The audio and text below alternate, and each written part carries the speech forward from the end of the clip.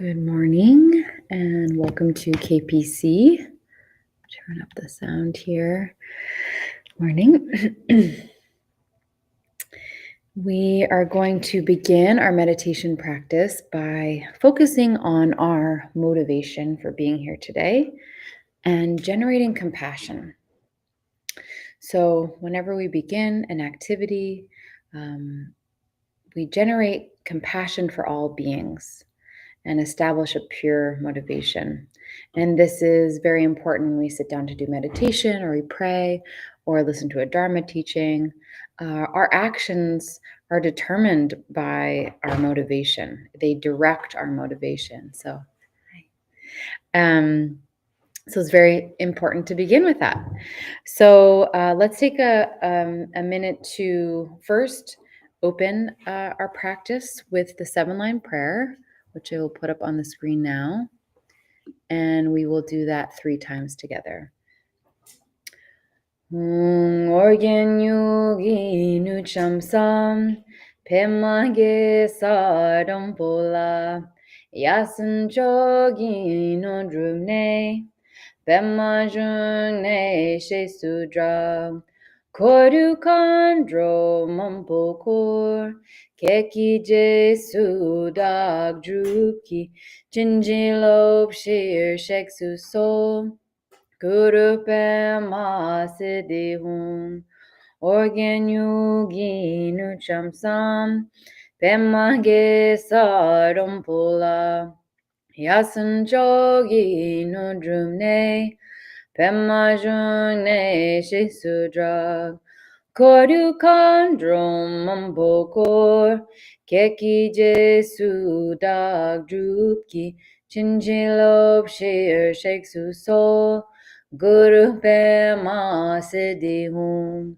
Organ Yogi Nucham Sam Pema Ge Sarampola Yasan Shogi Nudrumne Pema June Shesudra Koru Kandrum Mampokur Keki Jesu Dag Druki Chinjilop Shir Sheksu So Guru Pema Siddhihum.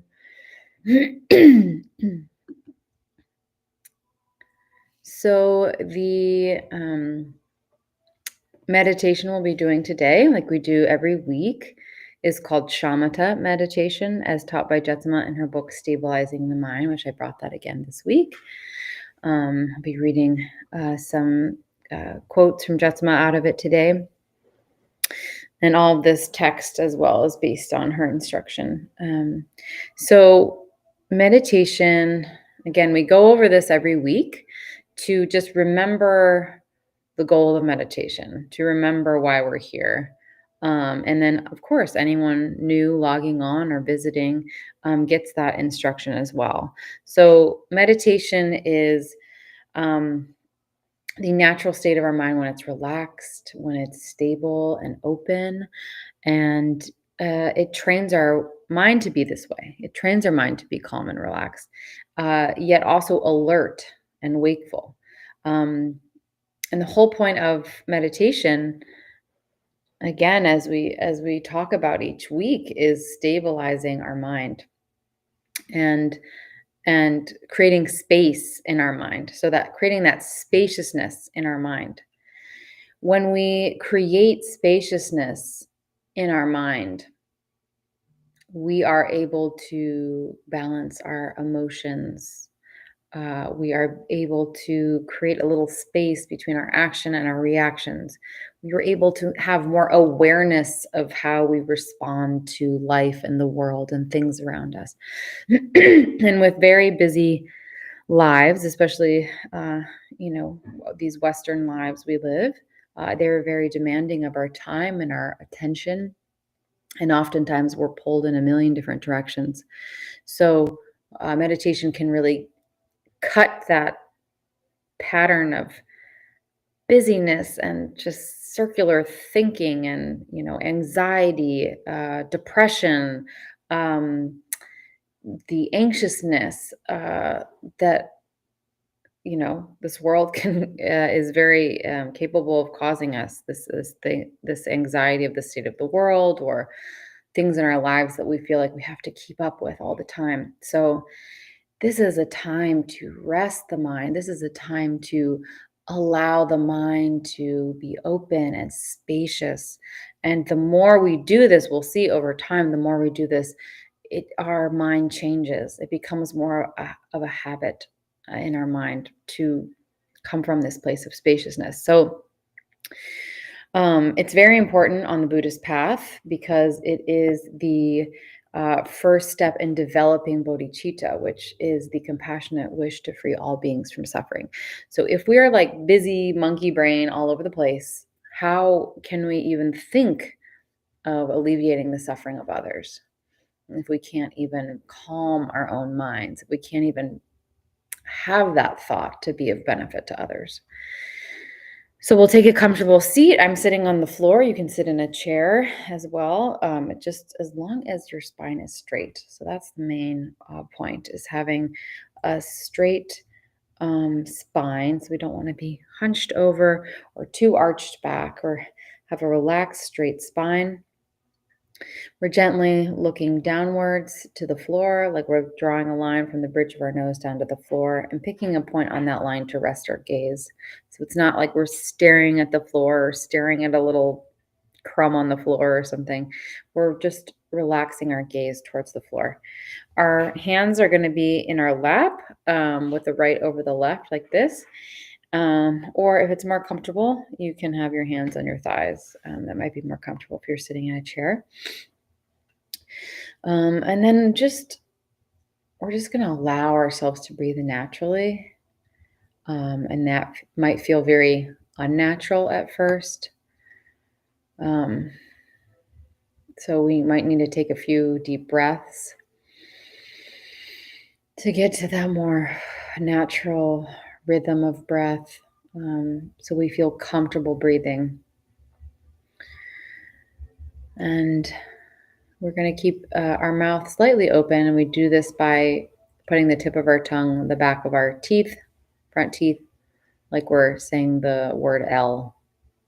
So just rest there. And again, we are not trying to control our breath at all. And our attention is on the breath. So when thoughts arise, we will return to the breath. And it's not a heavy attention on the breath. It's a very thin attention, a gossamer thin attention on the breath. So we're not thinking, okay, I'm breathing now. Inhale, exhale, inhale. Oh, back to the breath, back to the breath. It's not neurotic. It's just like light attention. So if our mind needs to be somewhere, it's there. So if it's jumping from thing to thing, we keep bringing it back. We keep kind of reeling it back to the breath. Your attention is like a feather gently riding the surface of the breath. So when these thoughts arise, we can just let them go, like a bubble rising to the surface of the pond. We just let the thought pop and let it go. So our meditation isn't lost by having thoughts, because that is the habit of our mind. It's not lost by having thoughts. It's not bad if you have thoughts. We lose our meditation when we go down the road with those thoughts, when we investigate, when we judge those thoughts, when we let those thoughts proliferate into even more thoughts, and then we've completely lost our attention and our awareness. So just gently bring your attention back again and again. If your mind feels very rowdy and all over the place today, or anytime you do this, you can imagine cutting the thoughts or tossing the thoughts away, if that's helpful. So let's just begin with, each week I like to do a shorter session to start, and then a longer one, and then finish with a shorter one. So we'll do that. Just bring up my timer here. So we'll start with 5 minutes. All right, starting now.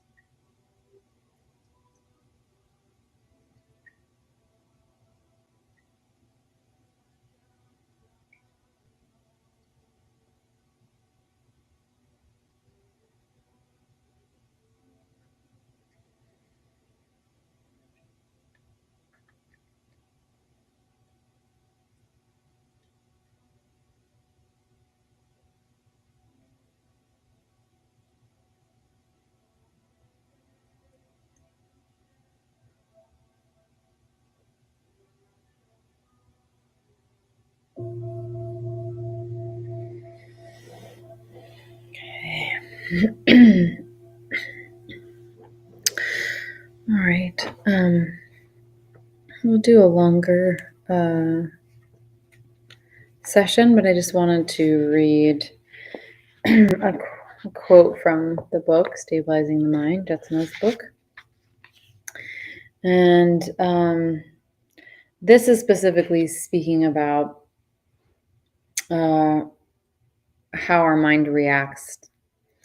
And so when we were talking about that earlier, that meditation can help with that, the buffer between our actions and our reactions, and just create more awareness. So she says,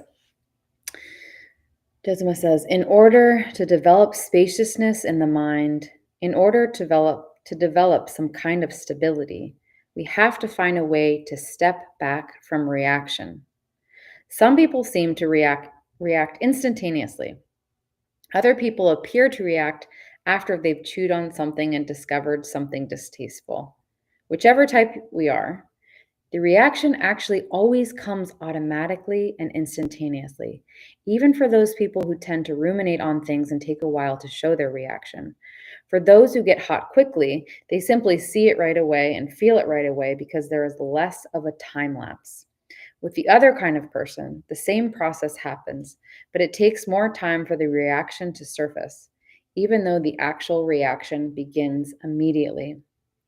Somehow we have to be able to step back from our own minds long enough to be able to watch these reactions, to be able to see where they come from.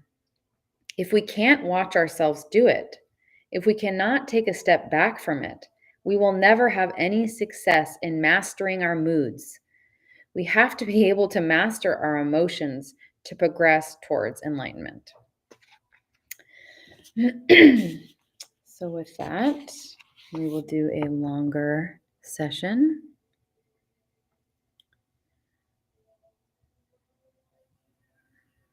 And again, all the same things apply. We're going to just straight back, looking down towards the floor. Our eyes are open. Relaxing but straight spine. Shoulders and elbows back, and breathing naturally with the tip of our tongue behind our teeth, the mouth slightly open. And we'll start a longer session now. So starting now.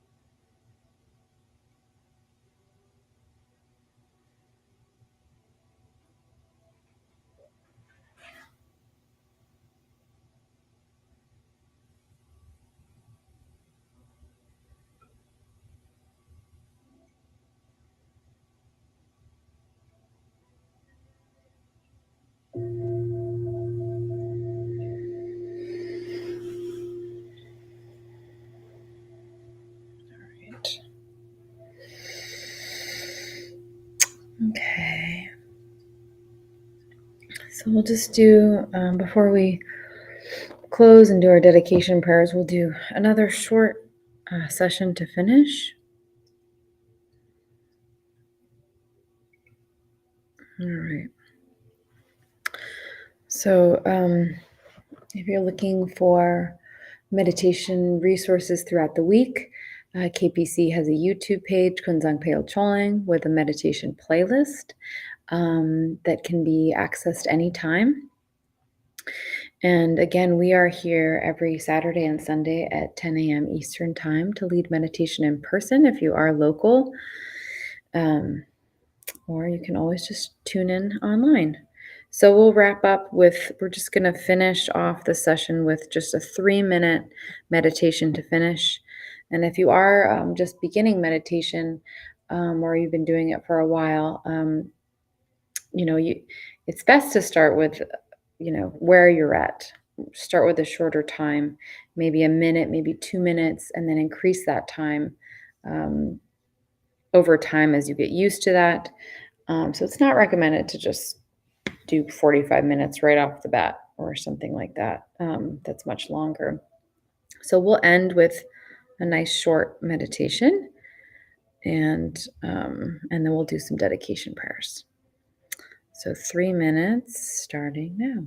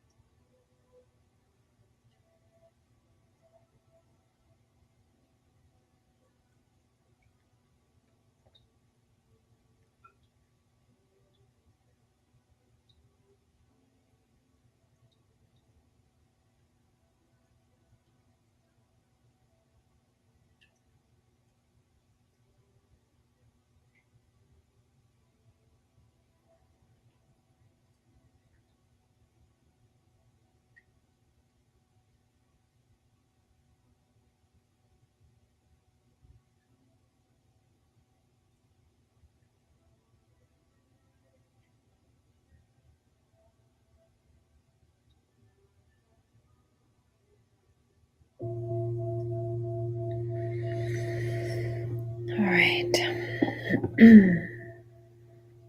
So we will seal in the blessing of our practice together, seal in the merit of this practice for the benefit of all beings. And we'll do that with our dedication prayers. We'll put them up on the screen. All right.